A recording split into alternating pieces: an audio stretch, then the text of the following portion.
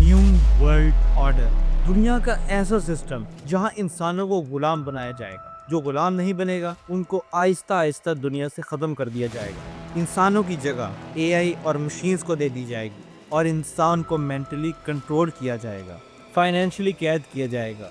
आज़ादी के नाम पर अपने मकसद पूरे कराने के लिए लोगों को बाहर निकाला जाएगा। मॉडर्निज्म और फैशन के नाम पर हर चीज़ को लीगलाइज कर दिया जाएगा। टेररिज्म और नेशनल सिक्योरिटी के बहाने बनाकर मुल्कों पर कब्जा किया जाएगा और अपने गंदे मकासद को पूरा किया जाएगा। दुनिया की सारी ताकत, सारा कंट्रोल एक शैतानी ताकत के हाथ में दे दिया जाएगा और इस सब को नाम दे दिया जाएगा एक नए वर्ल्ड ऑर्डर का, वन वर्ल्ड ऑर्डर का। असल में इस सब की शुरुआत होती है वर्ल्ड वार 2 के बाद से, जब जापान में अमेरिका ने लाखों लोगों को मारा और यूरोप में हिटलर ने तबाही मचाई। असल में उस वक्त दुनिया के दस्तूर था कि ताकत और बदमाशी उसी की होगी जिसकी मिलिट्री ज्यादा पावरफुल होगी। जिसकी मिलिट्री पावरफुल होगी वो अपनी मर्जी के काम करवाएगा। और फिर वर्ल्ड वार 2 में जितना खून खराबा हुआ वो आज दुनिया के सामने छुपा हुआ नहीं है। लेकिन इस सब के बाद दुनिया में एक नया रूल आया कि अब से पावर उसके हाथ में होगी जिसके हाथ में इकोनॉमी होगी, यानी जो इकोनॉमिकली सबसे ज्यादा मजबूत होगा वही दुनिया पर रूल करेगा। असल में हुआ ये कि हर कंट्री को ट्रेड के जरिए से एक दूसरे के साथ जोड़ दिया और हर कंट्री के एक दूसरे के साथ इंटरेस्ट जुड़ गए कि कोई चाह के भी एक दूसरे के साथ ना लड़ सके। जैसे आज चाइना और अमेरिका के दरमियान हमेशा कोई ना कोई टेंशन रहती है, लेकिन कभी भी एक दूसरे के साथ डायरेक्ट वॉर में नहीं है, क्योंकि ये दोनों आपस में बहुत ज़्यादा ट्रेड करती हैं और अगर इन दोनों के दरमियान जंग होती है तो दोनों ही कंट्रीज़ को बहुत ज़्यादा नुकसान होगा। और अब ये लड़ाई बैटल फील्ड में नहीं बल्कि डिप्लोमेसी की फील्ड में, टेक्नोलॉजी की फील्ड में और इकॉनमी की फील्ड में शुरू हो चुकी है। और अगर किसी कंट्री को कमज़ोर करना हो या उससे अपनी बात मनवानी हो तो उस पर इतने सैंक्शंस लगाए जाते हैं कि बहुत दफ़ा वो कंट्री खुद ही हार मान लेती है। फिर इसके बाद इन जंगों को रोकने के लिए यूएन को बनाया गया। दुनिया की इकॉनमी को अपने कंट्रोल में करने के लिए वर्ल्ड बैंक को बनाया गया, IMF को बनाया गया कि अगर कोई मुल्क कमज़ोर होता है और उसे पैसे की ज़रूरत होती है तो इस मुल्क को कर्जा दिया जाएगा अपनी मर्जी की शराइत के साथ, और इसके साथ कुछ सीक्रेट डिमांड्स भी। और इस सब के अलावा यहूदियों की सबसे ज़्यादा फेवरेट चीज़ सूद, जिसे इंटरेस्ट का नाम दे दिया, वो भी इसी में इंक्लूड किया गया। और यहीं से इन्होंने अपना खेल शुरू कर दिया कि पहले किसी कंट्री को अपनी शराइत पर कर्जा देते और फिर कर्जा सूद के साथ बढ़ता रहता और ना कभी कर्जा वापस होता और ना कभी इनसे छुटकारा पाया जा सकता। जिसकी एक मिसाल पाकिस्तान, कि पहले उनकी शराइत पर उनसे सूद के साथ कर्जा लिया जाता है, फिर उस कर्जे को सूद के साथ वापस किया जाता है और फिर दोबारा कर्जा ले लिया जाता है। असल में सिर्फ फाइनेंशियल सिस्टम की बात करें तो पिछले 300 साल से पूरी दुनिया सिर्फ एक फैमिली के कंट्रोल में है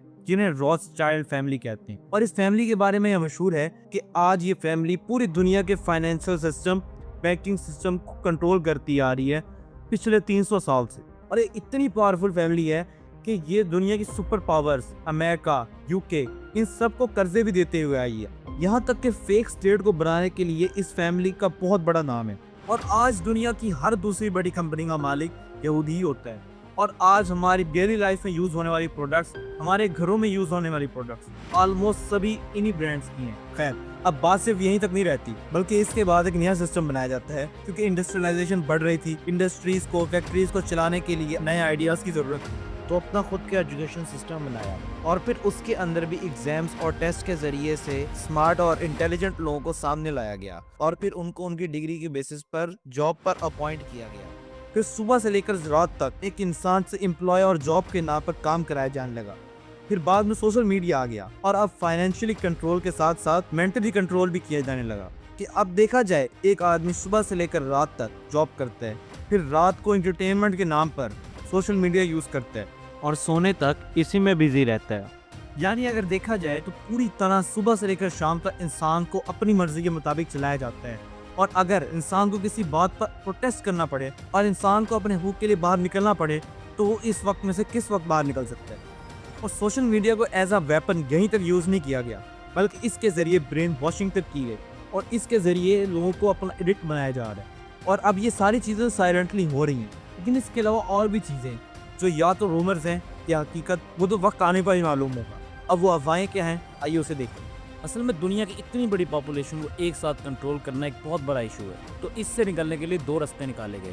पहला तो ये कि लोगों को दवाइयों के जरिए से और खाने के जरिए से कमज़ोर और अनफर्टाइल किया जा सके और हर चीज़ को आर्टिफिशियल बनाया जाए।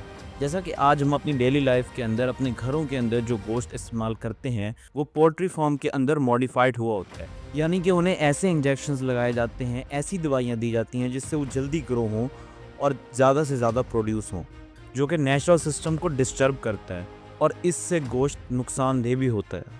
لیکن اب بہت جلد آرٹیفیشلی بنائی ہوئی سبزیوں کو بھی ہمارے کھانے میں کامن کر دیا جائے گا، اور دنیا کے آج کچھ مشہور لوگ اپنی انہی کرتوتوں کی وجہ سے سامنے بھی آ رہے ہیں کہ وہ فارماسیوٹیکل سیکٹر اور ایگریکلچر سیکٹر میں بہت زیادہ انویسٹ کر رہے ہیں۔ اور آج کے اس ٹائم میں انسان موسم کو تو کنٹرول کر ہی سکتا ہے کہ جب چاہے بارش کروا سکتا ہے اور بارش کو رکوا بھی سکتا ہے، اور اگر بارش نہ ہو اور فصلیں سوکھی پڑ جائیں تو ہمیں آرٹیفیشلی بنائی ہوئی سبزیاں یوز کرنی ہی ہوں گی۔ اور اب دوسرا اور سب سے خطرناک سولوشن جینیٹک انجینئرنگ کے ذریعے سے انسان کو ماڈیفائی کرنا، اور آج کے اس دور میں انسان کو بہت حد تک ماڈیفائی کیا جا سکتا ہے۔ انسان کے لکس کو، کلر کو، ہائٹ کو اور بہت سی دوسری چیزوں کو ماڈیفائی کیا جا سکتا ہے۔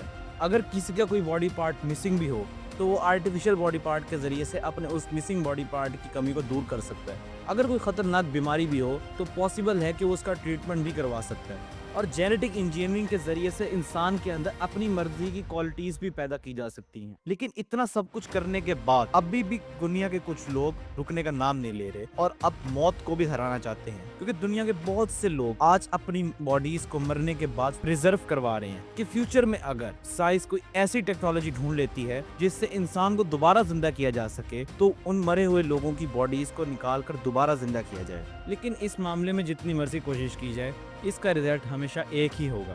لیکن جب اب اتنی آبادی کو کم کیا جائے گا تو کام کون کرے گا؟ تو جواب اے آئی۔ دنیا کی بڑی بڑی کمپنیز ہزاروں کی تعداد میں اپنے امپلائیز کو فائر کرتی جا رہی ہیں اور اے آئی کو اڈاپٹ کر رہی ہیں۔ صرف اے آئی مشین سے دن رات کام کیا جائے گا، نہ کوئی سیلری، نہ کھانا پینا، نہ سونا، نہ آرام کرنا، صرف کام ہی کام۔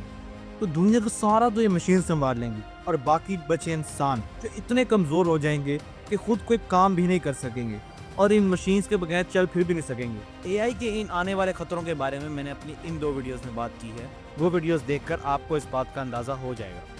آج دنیا میں ٹیکنالوجی کے نام پر جو کچھ کیا جا رہا ہے وہ دنیا کو ایک کنٹرول اور ایک طاقت کے ہاتھ میں دینے کے لیے کیا جا رہا ہے۔ اے آئی کو نارمل زندگی کے ساتھ ساتھ ملٹری میں بھی انٹیگریٹ کیا جا رہا ہے کہ آج ایک طاقت کے ہاتھ میں دنیا کا نظام دیا جا رہا ہے، وہ اس روبوٹک اور آرٹیفیشل آرمی کے ذریعے خود کو بچا بھی سکے اور اسی ملٹری پاور کے زور پر دوسرے سے اپنی بات منوا بھی سکے۔ صرف ایک آرڈر پر ہزاروں مشینز، ہزاروں ویپنز کام کریں گے۔ ٹیررزم اور نیشنل سیکیورٹی کے بہانے بنا کر دنیا کے کمزور ملکوں پر قبضہ کیا جاتا ہے، اور جن پر قبضہ نہ کیا جا سکے ان پر سینکشنز لگائے جائیں، سینکشنز کے ذریعے کمزور کیا جائے اور پھر بلیک میل کیا جائے اور انہی سے اپنی بات منوائی جا سکے۔ مذہب کے نام پر لوگوں کو لڑوایا جا سکے، مذہب کے اندر بھی ڈویژنز پیدا کی جائیں اور پھر ان ڈویژنز کو بھی آپس میں لڑوایا جائے۔ آزادی کی تحریکیں چلائی جائیں اور پرانے سسٹمز کو توڑا جائے، سیکولرزم کو عام بنایا جائے اور لبرلزم کو کامن کر دیا جائے۔ سب سے الگ دکھنے کے لیے ہر عجیب و غریب چیز کو پہنا جائے اور اسے فیشن کا نام دے دیا جائے۔ ولگیرٹی، جوکس اور کامیڈی کے ذریعے کامن کر دی جائے۔ کلبز اور پارٹیز کے اندر ہونے والی ہر چیز کو ماڈرنزم کے نام پر لیگلائز کر دیا جائے۔ کنٹینٹ کے نام پر ہر چیز کو دکھایا جائے اور اچھی اور بری کا فرق ختم کر دیا جائے۔ بوائے فرینڈ اور گرل فرینڈ کے ریلیشن شپ کو سوسائٹی میں عام کر دیا جائے اور جو کوئی اس کے خلاف جائے اسے نیچ سوچ، دقیانوس یا پرانی سوچ کا کہہ دیا جائے۔ اور یہ ٹاکسک کلچر سوسائٹی میں کامن کر کے پوری قوم کو کھوکھلا کر دیا جائے۔ کسی مذہبی کو کٹر مذہبی بنا کر اسے جاہل اور بیوقوف دکھایا جائے اور اس آدمی کی وجہ سے لوگوں میں مذہب سے نفرت کو اور زیادہ بڑھایا جائے اور اسے ٹیررسٹ دکھا دیا جائے اور پھر لوگوں کو اس سے ڈرایا جائے اور اپنے سسٹمز کے مطابق چلوایا جائے اور پھر اپنے فائنل مشن دی گریٹر اسرائیل کو پورا کیا جا سکے اور دنیا میں اپنا دجالی نظام کامیاب بنایا جا سکے۔ اب یہ سب ہم نے اپنی آس پاس کی زندگی کو دیکھ کر فیصلہ کرنا ہے کہ یہ صرف افواہیں ہیں یا یہ ہمیں حقیقت ہوتا نظر آ رہا ہے۔ یہ وہ نظام ہے جو ہماری زندگی میں کامن کیا جا رہا ہے، کیونکہ یہ باتیں کسی اتھینٹک سورس کے ساتھ کبھی سامنے نہیں آئیں گی اور نہ سامنے آنے دیا جائے گا، اور ہمیں خود ہی اس دجالی نظام کو پہچاننا ہوگا اور تیار ہونا ہوگا۔